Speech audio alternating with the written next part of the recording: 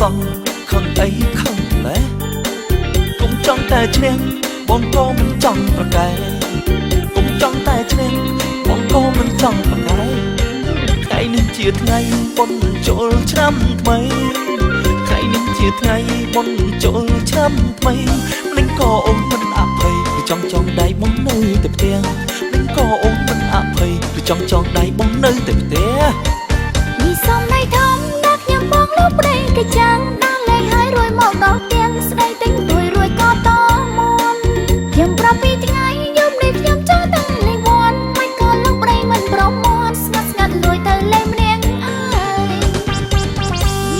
តែចាស់ហ៊ានលួយទៅវត្តម្នាក់ឯងផងមិនហៅខ្ញុំសោះ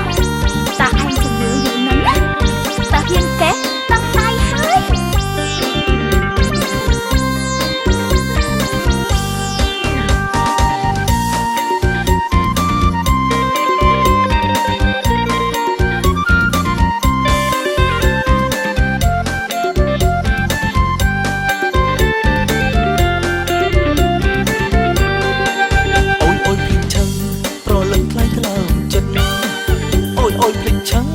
ប្រលឹងខ្លាយក្លើមចិត្ត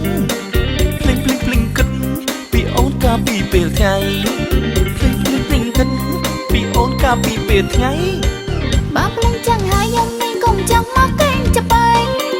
បើភ្លេងចឹងហើយខ្ញុំនេះកុំចឹងមកកេងចបែង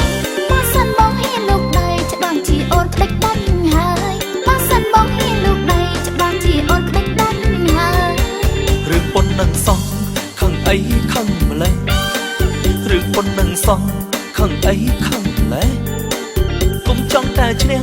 បងក៏មិនចង់ប្រកែកុំចង់តែឈ្នះបងក៏មិនចង់ប្រកែថ្ងៃនេះជាថ្ងៃបុណ្យចូលឆ្នាំថ្មីថ្ងៃនេះជាថ្ងៃបុណ្យចូលឆ្នាំថ្មីមិនក៏អូនមិនអភ័យឬចង់ដៃបងនៅតែផ្ទះមិនក៏អូនមិនអភ័យឬចង់ដៃបងនៅតែផ្ទះ